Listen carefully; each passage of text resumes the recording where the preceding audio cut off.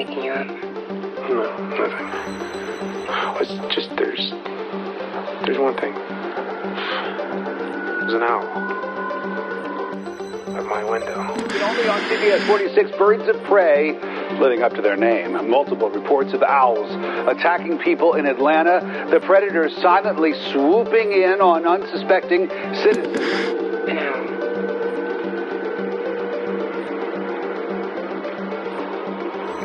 A white owl. It should be mentioned that barred owls are known to owl experts to attack people out of the blue, unprovoked, with no warning. A white owl. It was just looking at me. Welcome to the Soul Trap. We trust that whatever time dimension this broadcast finds you, it finds you in good health, good spirits, and most importantly, on that good and narrow way. Today we are talking about something odd, but not that odd for the Soul Trap. We are talking about owls, synchronicity, and the UFO abductee. There's a great book by Mike Clelland. I've had it for probably a couple years, never got around to reading it. And then here recently, I was looking for something to read, pulled it out and started reading it, and I could not put the book down. It's called The Messengers by Mike Clelland. I'm reading the back of the cover here, and it says, "The owl has held a place of reverence and mystique throughout history. And as strange as this might seem, owls are also showing up in conjunction with the UFO experience." Well, that really caught my attention because I really believe that the closer we get to the advent or the second advent of the Lord Jesus Christ, we are going to see a return more and more and more to the days of Noah. I actually believe that the post-Renaissance, the Industrial Revolution, even postmodernism to a large degree, kind of closed off the mind of man to the immaterial world. But the reality is, the more that we're coming towards the end, the more the immaterial world is becoming real. In fact, science now is finally starting to catch up with the Bible, the fact that just because something isn't material doesn't make it real. In a totally unrelated book, and yet in a deep way related, there's a book called The Quantum Revelation. And this little phrase very caught my attention. Taking in what quantum physics is revealing to us about our universe, now here's the important part of the quote: "It dissolves the boundary between mind and matter. In discovering the quantum, physics has indisputably encountered consciousness." Well, we had an indisputable encounter of consciousness long before quantum scientists like Planck and others came up with that, and that's called Ephesians chapter number 6, verse 12. So when I'm reading this book, The Messengers, it really caught my attention for several reasons. Number one, there is a conjunction between the animal world, specifically owls, which are deeply related with paganism and occultism, and the UFO phenomenon. And that's something that has always been something that we have talked about, something we've always mentioned. And that is that these are not little green men from some faraway planet that are coming to, take over the world and plunder us for our resources. That what we're talking about when we're talking about UFOs is we're talking about something deeply dimensional, something spiritual. And in many cases, though not all, something deeply, deeply evil and sinister. The back of the cover goes on to state, the owl connection encompasses more than the UFO experience. It also includes profound synchronicities, ancient archetypes, dreams, shamanistic experiences, personal transformation, and death. From the mythic legends of our ancient past to the first-hand accounts of the UFO abductees, owls are playing some vital roles. And so I think it's a very fascinating book, and we're going to talk about this for a little bit today. And I would be interested whether you email us or comment in the show if you have ever had an experience with owls. To me, they're freaky. They're a little bit odd looking. Anything that can spin its head around like that reminds me of something else that I saw years ago in a movie that could spin its head around. She was laying in a bed and demon-possessed, but I digress. The book is really, really fascinating. Again, no book outside of the Bible do we agree with 100%, but there's some really, really good, interesting information in this book. I want to start by reading just a little bit from the introduction written by Richard M. Dolan, who himself is a UFO researcher. Dolan writes, "You are about to read one of the most original books ever written on UFOs, one that will make any thoughtful person ask fundamental questions about the nature of reality itself. More than any work in recent memory, it successfully ties, I think that's key, it successfully ties the UFO phenomenon not simply to possible extraterrestrial intelligence, but to synchronicities, archetypes, dreams, experiences, magic, personal transformation." Now, when he uses that word ties, that really rings a bell with us here at the Soul Trap, because that's one of the things that we have constantly talked about. And I think a lot of you out there that listen and watch are along that same lines. There is a connectivity.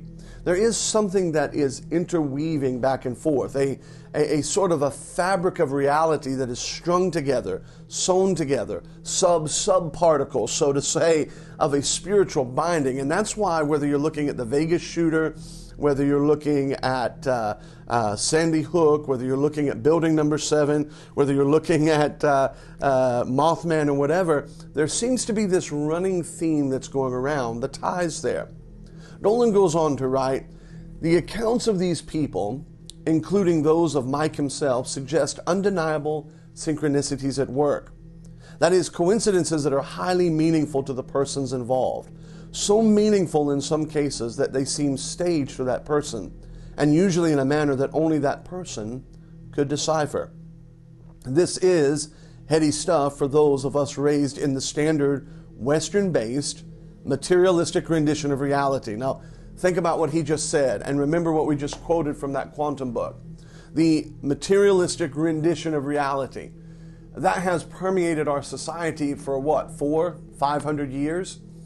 And the truth is, if everybody, of all the people that should be, without a doubt, non-materialistic, that should be highly attuned and sensitive to the spirit world, Christians have become bombarded, saturated with a materialistic worldview. When you open the Bible up and it starts with an immaterial God, the Bible says God is a spirit, an immaterial God creating a material world. In other words, the foundation, not to get too Platonic here, but the foundation of our world and our reality is rooted in the immaterial. That's why the Apostle Paul, if you read the Bible, says in 2 Corinthians chapter 4, that we are to look not at the things which are seen, but the things which are not seen. And I don't want to digress too much into getting preachy here, but fundamentally, everything that you and I see right now is going to be dissolved. In fact, the very heavens themselves, the Bible says, will be folded up as a scroll. 2 Peter says that the heavens and the earth will be dissolved right down to the very elements. And so what Dolan is saying here is that this connection with UFOs, synchronicity, and owls, strangely enough, the bird, which, by the way, shows up in the Bible on several occasions, connected with demons and hell itself, he's saying that it's letting us know that there's something beyond the materialistic reality that we have become locked in. He goes on in the introduction and says, "Some of the synchronicities in this book defy common sense. Mike writes about two women living only 43 miles apart from each other in Massachusetts with experiences so parallel, with such similarity in detail that they seem like bookends. Both had a kind of, and here's the word now, mystical experience after a focused intention that had a profound effect on their lives. Both of them had this experience while lying on their outdoor hammock. For both of them, their events started while they were alone, and both were soon joined by their child and husband." And then he goes on to talk about it. There is definitely something going on out there. Another little phrase that Nolan talks about is mentioning in this book of Cleland's, the maybe people. He says there is a subtle gray zone where large numbers of people have described many of the strange aspects relating to this mystery, yet without any particular memory of a UFO contact. Mike's concept in this book of the maybe people underscores the complexity of this phenomenon. And I think that that's a great word for us to use as we dive into this subject a little bit. the complexity of this issue. And it's not just a complexity of who's faking it and who's not. In other words, who's telling the truth and who's trying to get their 15 minutes of fame. The complexity goes much deeper than that. And I think one of the reasons why is much like the experiments in quantum physics, much like the experiments that are hard to explain, even the nature of light itself, which we might get into in just a few minutes, there is a complexity because there is a veil that we bump up against. We can see vaguely through it. We can feel certain things vibrating through it, but there is a limit to our knowledge. And yet when we experience these things, there is definitely something there. He goes on and mentions in the introduction that one of these stories concerns a woman who saw a large white owl outside her window as she was jolted out of sound sleep. Sounds like a movie called The Fourth Kind. It sat on a bare branch positioned perfectly for her to see it. The next morning, she again woke with a start. Just as she sat up in bed, the phone rang, informing her of the death of a family member. Coincidence, you say? Possibly. Synchronicity? Possibly. Connectivity? I think absolutely. Dolan goes on to write, this woman also had multiple UFO sightings, a near-death experience, possessed psychic ability, and had other strange events occur in her life. As Mike wrote, quote, it's as if her lifetime of unusual experiences created an opening that morning for an owl to land on that bare branch. It could be that this owl was delivering a message, which the book of Ecclesiastes seems to imply is possible. Sad though it may have been to someone with the life experiences that would allow her to receive it, she still needed to receive the message. Dolan wraps up his introduction by saying something very odd is going on in our world. And I couldn't help but write a little note, baby, you ain't seen nothing yet. Baby, you just ain't seen nothing yet. So what is going on with owls? What is taking place with owls, UFOs, and the spirit world? Well, Clelland writes in his book and shares some very interesting things. And before we actually dive into the warp and woof of the owl itself, I think it's very interesting to see how much this is connected with UFOs. And one of the things you're going to see over and over is that there is a UFO connection with owls, and that there is a occult-like, mystical experience-like connection with all three. He talks about, on page 16 and 17, memories that haunted him. He states, I have a set of memories from my youth that paint a disturbing picture. 3 events that had always haunted me. In 1974, as a 12-year-old boy, I had a very clear UFO sighting at night. I was with a friend and we both watched a coffee can-shaped craft out of his bedroom window. It was slowly descending and rotating in an eerily smooth motion. It's hard to say how big it was, but it seemed about the size of a van, and it felt close to his home. We watched it gliding downward for maybe less than a minute, and then it simply disappeared. The next one he mentions was a few months later while walking home from a high school football game. We both saw an odd orange-shaped flash in the sky. This happened just blocks away from my house. Right in the moment, we both commented that it was jarring. When I got home, my parents were angry at me for being out so late. It should have been about 9:30, but it was almost 11:30. It seems that I had about 2 hours of missing time. The next Monday at school, he told me he saw, quote, a UFO with lights and everything. The next time that Clelland speaks about encountering a UFO, I was 30 years old in the winter of 1993 and living alone in a small house in Maine. I woke up in the middle of the night because a bright light was shining into the room. I sat up in bed, looked out my bedroom window, and saw 5 spindly aliens walking toward the house. These were the typical gray beings that get reported. They had oversized bald heads and huge black eyes. This should have been terrifying, but I felt absolutely nothing. It's a fascinating statement. I felt absolutely nothing. I was oddly sucked dry of any emotion. Very vampiric, one would say. After a few moments of looking at these beings, I heard a voice in my head, oh yes, they're here. Now is the time to put your head on the pillow and black out. And that's exactly what I did. Now, I could go on reading about this, but what I wanted to do is I wanted to give you a flavor of the fact that when we get into the issue of owls, and even when we get into the issue of animals in general, there seems to be a connection. There seems to be a connectivity, and that's what he's going to draw the story of here. What he's saying is that in many of these instances, owls play a role, either by way of introduction to the alien encounter, or in the midst of the alien encounter, sometimes even post the alien encounter. Another story that he tells is not about himself, but about an abductee, an experiencer by the name of Derek. He talks about Derek and Derek's experience beginning with owls in the desert. He states, what follows is a good example of an owl showing up in relation to a UFO sighting. It was told to me by a man named Derek. He goes on and explains that Derek had first had an experience of encountering an owl in the deserts of Arizona. He picks up with the story a little bit later on and says a few days later, Derek saw another unidentified flying object with one of his fellow campers who had been sleeping through this first sighting.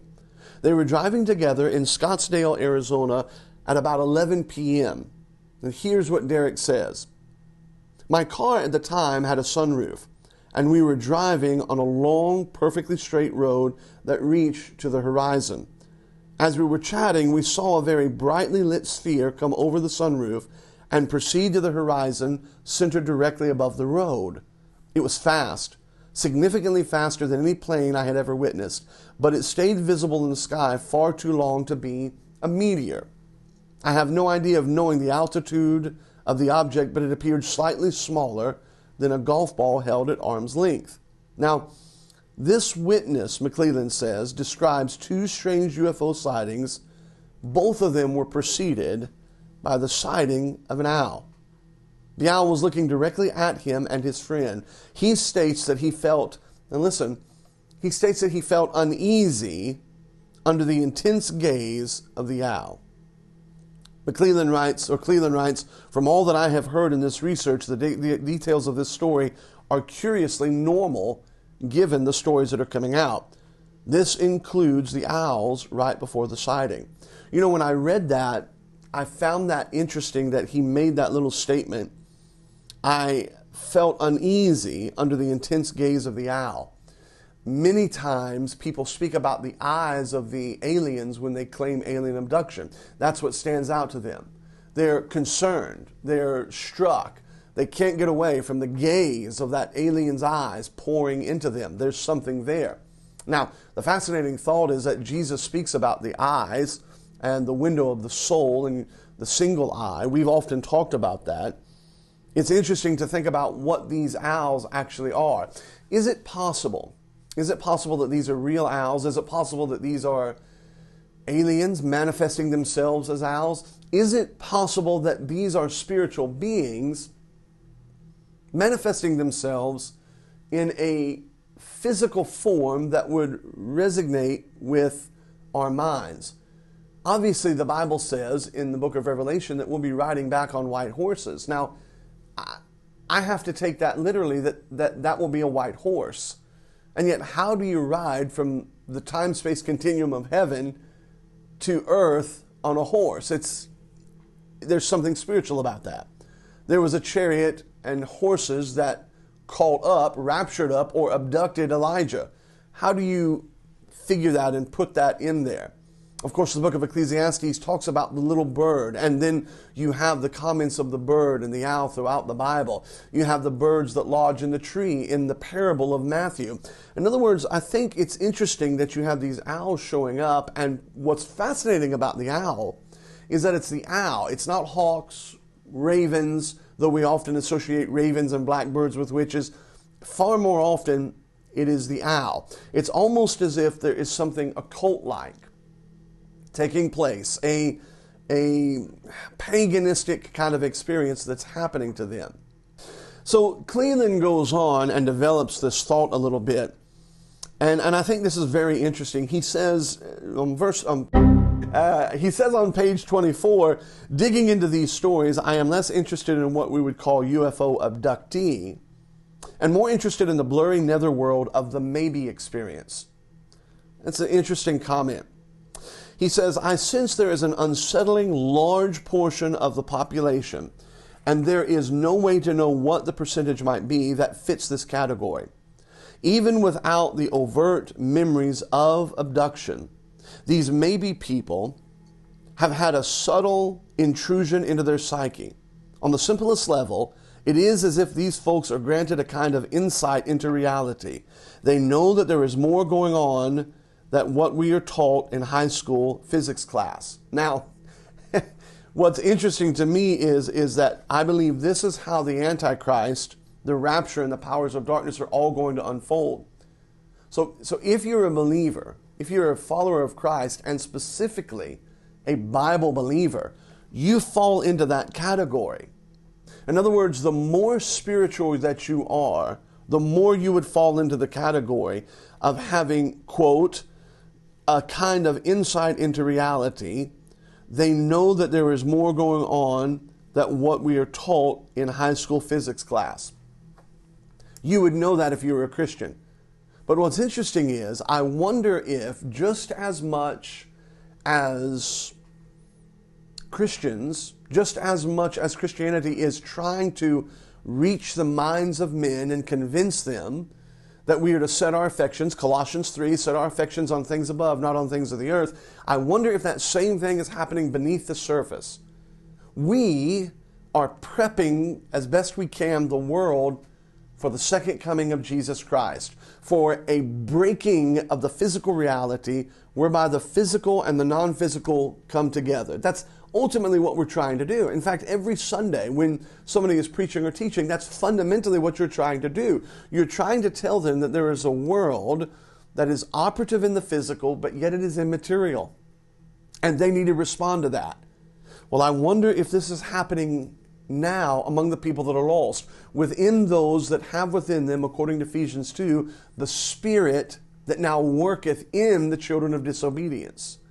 I wonder what's happening in the shadows, in the dark bedrooms, in the lonely, cavernous hearts of men and women that do not know Christ as their Savior. I wonder if there is a dark preparation taking place whereby people will instinctively already be tuned in to the coming of the Antichrist. Now, Clelland goes on and talks about, he says, imperfect though it may be, I'll be using the term maybe people throughout this book. And he goes on to talk about the word alien is used throughout this book as well. And some object to this because it implies a being from another planet. Others prefer visitors, ETs, UFO occupants, or star beings. I know one woman, he states, who refers to them only as creatures. The dictionary has several definitions for aliens. One of them is, quote, differing in nature or character, typically to the point of incompatibility. Now that's really fascinating to me, those two words there. She calls them creatures. The Bible talks about taking the gospel to every creature. Ephesians chapter number 3 says that the heavens actually watch what's going on. Incompatibility would speak to Daniel chapter number 2, verse 43, where you have clay and iron, but they are not compatible. Clelland writes, all these words fall short because none of this is straightforward. I sense a lot of overlap and blurring, a disparate gray zone where easy answers seem impossible, and I think he's right. Clelland states, I struggle because this stuff can be terribly complex. There's no simple way to sum up the conflicting experiences that get reported by real people. Some will tell hellish nightmare stories of the hands of their alien kidnappers. Others will tell blissful stories as if they are communing with angels. The fact of the matter is, no matter what, he says, there is both deep trauma and mystical transcendence woven into this phenomenon. And these opposite extremes need to be acknowledged. One of the things that's fascinating, again, is in this traumatic experience and in this transcendent mystical experience, owls have played a profound role. Now, owls play that role that's very odd, and we have to ask ourselves, what is it about the owl that would play such a prominent role? If we look at the owl not just from a spiritual side point, but from a very technical, biological, Is there something about the owl that would be more in tune to the spirit world maybe than another? Clelland addresses that, and I think in a really good way. He says, what is that attraction to UFOs? Owls are noted in both mythology and first-hand accounts to show up around highly charged locations and environments. Powerful emotions, synchronicities, energy beings, sacred sites, paranormal happenings like ghosts and hauntings. These are all environs where an owl might make an appearance. Maybe little kids draw an owl next to a haunted house for a reason. This kind of speculation is pretty slippery because and I'm digressing here, but as Jung or someone else would say, this could simply be in the collective consciousness of people. But Clelland says it seems to fit in a way that addresses some of the UFO reports. What about abductees who tell about owls just hanging around their houses? Do UFO abductees give off some sort of glow that the owls can see? Now that's, again, these connectivities that we're drawing connection to. When an abductee encounters the spirit world in that particular way, maybe not blatantly physically, but is there a higher charge about them that does give them a higher voltage, for lack of a better word, of light? We know that when Jesus transfigured on the Mount of Transfiguration, he was brighter than the sun. We know that when Moses spent 40 days on Mount Sinai, his face shone like so bright they had to cover it up. Okay, well, they're not spending time with God, but is it possible that simply being in that dimensional realm or in contact with that dimension creates something about that person's aura that the owl can see? He says perhaps people who have had contact experiences are now tagged with some sort of ethereal vibration that can be seen by owls. Perhaps they've undergone some change, not so much on a physical level, but there might be something heightened within their emotions or their subconscious, or it might be happening at a level of their soul. Is it possible that something has happened to their DNA? This distinct individuating vibe may fluctuate in relation to the contact events, increasing or decreasing before or after the abduction. I ask people who might have had abduction experiences if they can wear a watch. This is interesting. Curiously, many who have been abducted say they can't. They'll say that it will simply stop or the batteries will drain. The implication is that there is something about them that interferes with the electronics of a watch. Abductees will also report that streetlights will turn off above them when they are driving at night or walking under them. This has happened, Clelland quotes, to me at times. So what is happening? It seems that abductees are influencing the reality around them in some very bizarre way. And is it possible that owls, with such odd and powerful sight, are able to tune into that? Now, animals can. Obviously, the obvious story in the Bible is the very Bible initiates with the serpent being more subtle than any beast of the field. Now, that was Satan, absolutely, no doubt about that. But that was Satan inhabiting the serpent.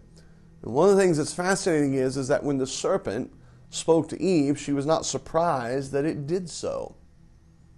Prior to the flood, prior to the Garden of Eden, in the Garden of Eden, was there some kind of communication between the spirit world, humans, and animals? Of course, we know the story of Balaam and the donkey who saw the angel ahead of time. These are interesting questions.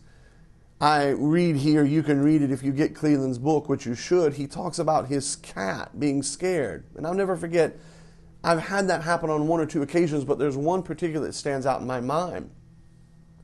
One night I was in the house by myself, and I was reading. Everybody was gone. It was quiet. It's probably about 8, maybe 9:30, right around in there, 9:30. And as I was reading, I saw the cat, our cat, walk across the living room and stop. And it didn't just stop, it stopped as if it was arrested in its emotion. And it looked up in the corner of our home, in our living room.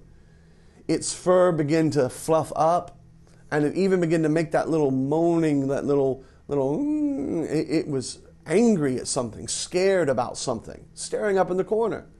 Well, I assumed, living in Florida here on the West Coast, that some kind of lizard or creepy crawly or something like that was up there in the corner, and I looked, no bug, no lizard, no salamander, no frog. There was nothing in the corner, literally nothing in the corner of that house.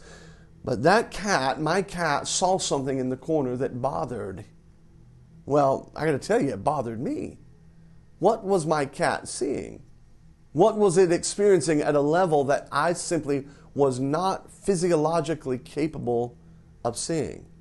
The question is, are owls seeing something that is profoundly there, and yet we're simply just not able to see? It is not just what owls see as well. It is that whenever you have UFOs, whenever you have these experiences, there is what is called the Oz factor. There is an odd, altered state that owls are associated with.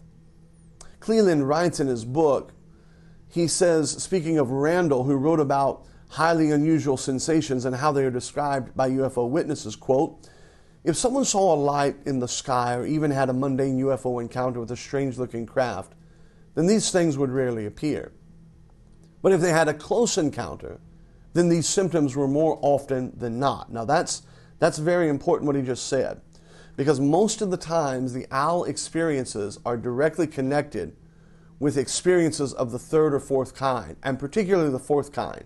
That might be the most frightening one of all, the closest to what you and I would call demon possession or encounters.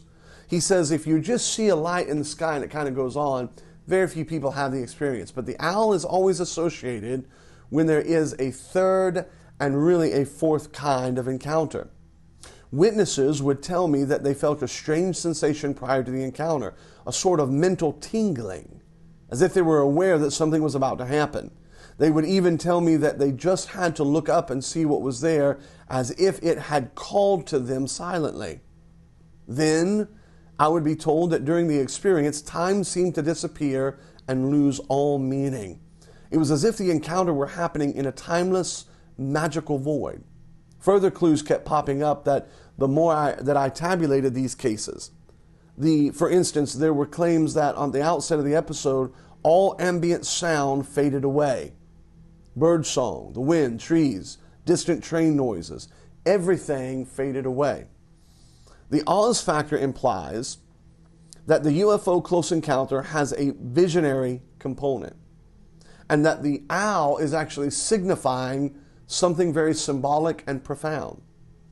You might interpret that as meaning it is all in the imagination, but it really means that there is a direct feed, if you like, from the source of the encounter to the consciousness of the witness. When an abductee describes their contact experience, they'll almost always paint the event with an odd, dreamlike vibe. They'll struggle to articulate their memories because everything seems weirdly distorted. People will say things like, quote, I had a dream that wasn't a dream. Another thing that gets repeated is that the experience was more real than real. They perceive reality with heightened clarity, a hyper vividness, and eerie silence. That is what an owl does. Heightened clarity, hyper vividness, and if you've ever heard an owl fly, well, you don't hear them fly. One thought is that simply being in the presence of alien entities is so traumatic to the experiencer that their sanity would be in jeopardy.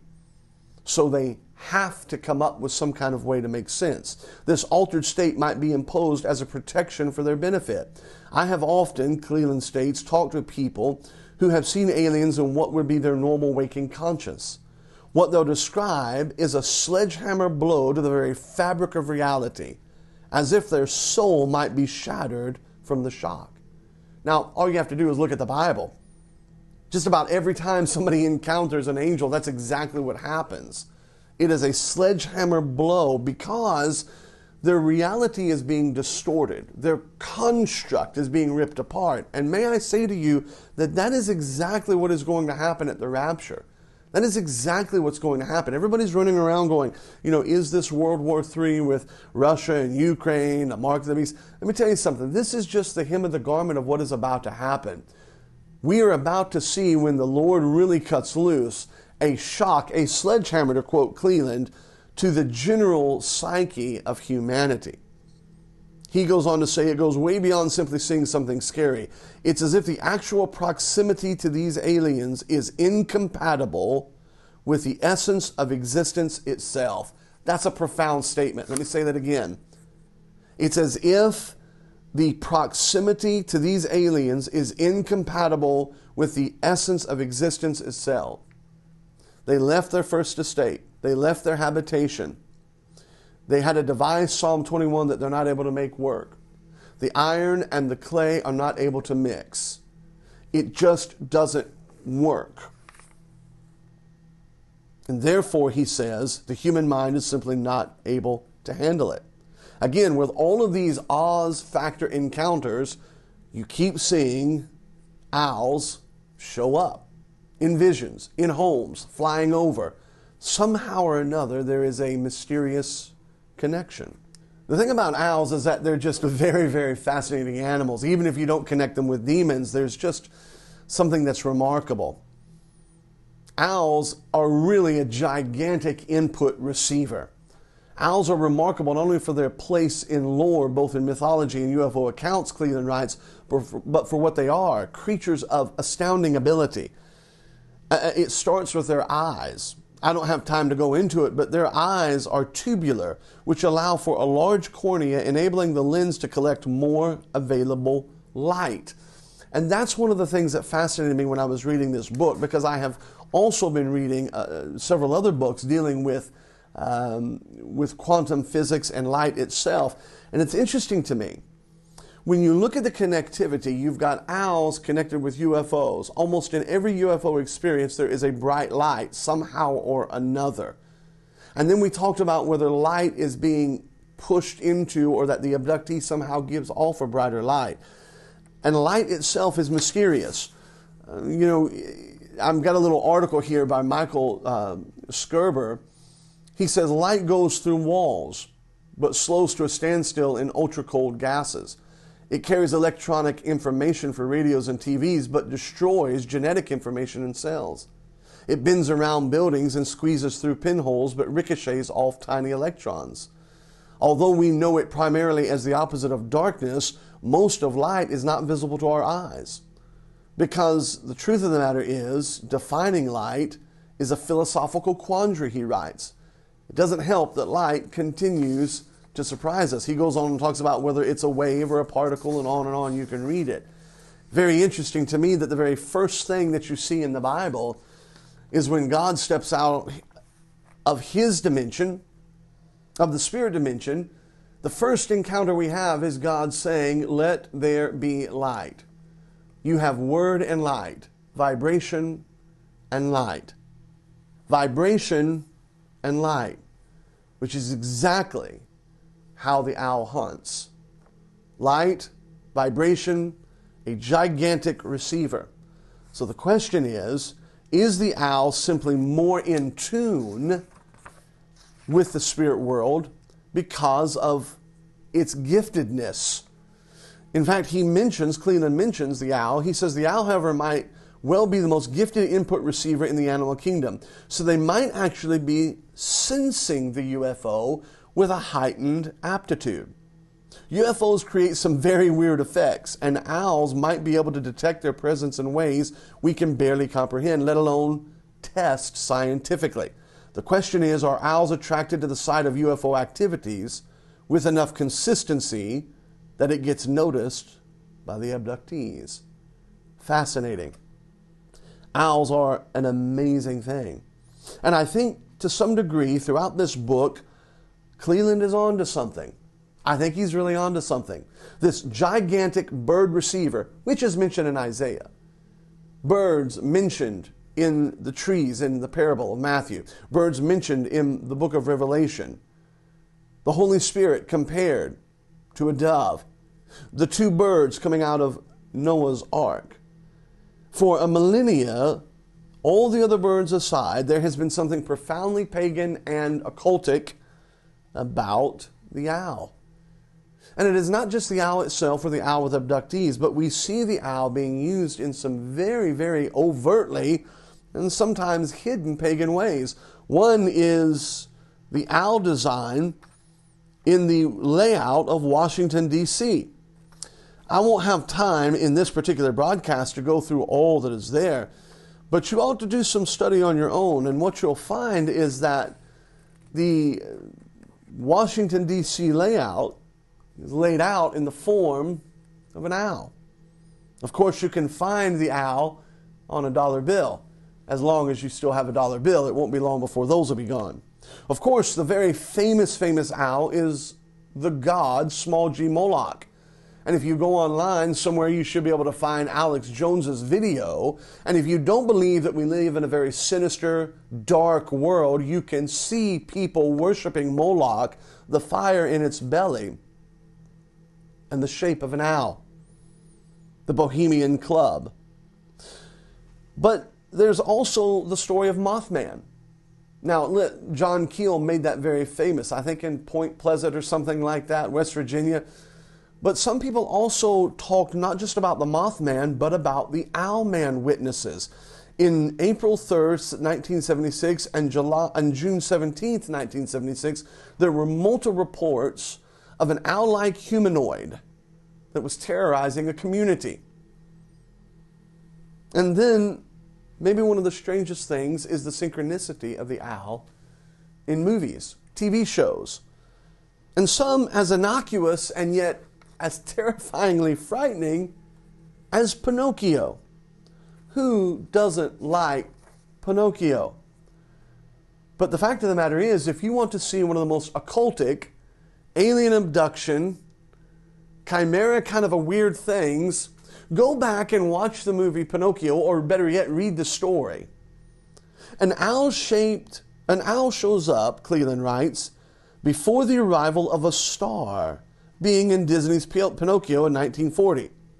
So the setup is that Jiminy Cricket, who is a locust, who you might want to read Revelation chapter number 9 if you have any doubts of how important that is. So Jiminy Cricket sings. The serpent was more subtle. That word subtle in the Hebrew is a musical term talking about softness, gentleness. And of course, that's how you soothe and tame the snake, by playing music. So the locust sings the yearning lyrics of When You Wish Upon a Star. Do you know what stars represent in the Bible? They do not represent planets. They do not represent these spinning orbs flying throughout space because of the Big Bang. Stars very clearly throughout the Bible represent gods. So you have the locust, Jiminy Cricket, singing his song, When You Wish Upon a Star, and then he stares up at a big-eyed owl clock on the wall. Look at the video. He stares up at an big-eyed owl clock on the wall of Geppetto's workshop.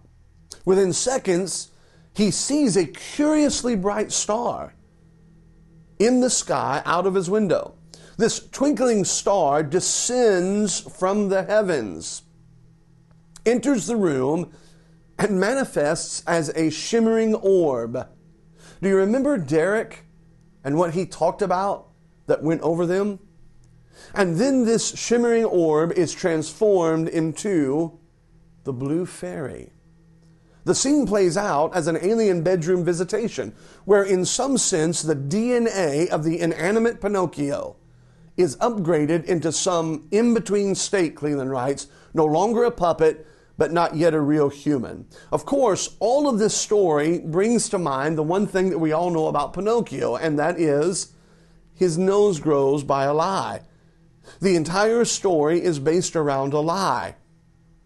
And truthfully, the story is not about Pinocchio. The story really is about Geppetto, the father of the lie. All of that symbolism wrapped up around the big-eyed owl clock on the wall. Of course, the most famous, maybe of all paranormal, occult, would be our friend Harry Potter. Harry Potter. Who has an owl messenger as his friend, right according to Ecclesiastes. That helps him along the way. The owl plays an integral part in Harry Potter. And of course, that would make sense, because when you think about the author, J.K. Rowling, right in the middle of her name, R-O-W-L,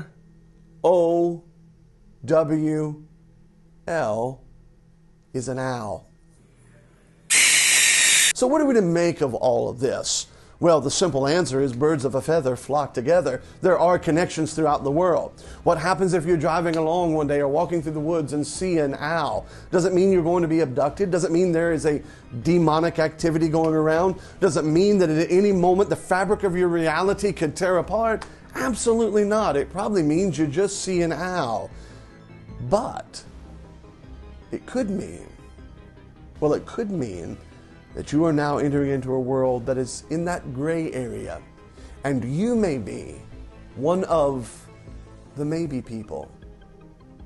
Like quantum particles themselves, these owls of paranormal activity, now you see them, now you don't. Here 1 minute, flying away the next, which reminds us of what's going to happen to us as Christians very, very soon. A white owl.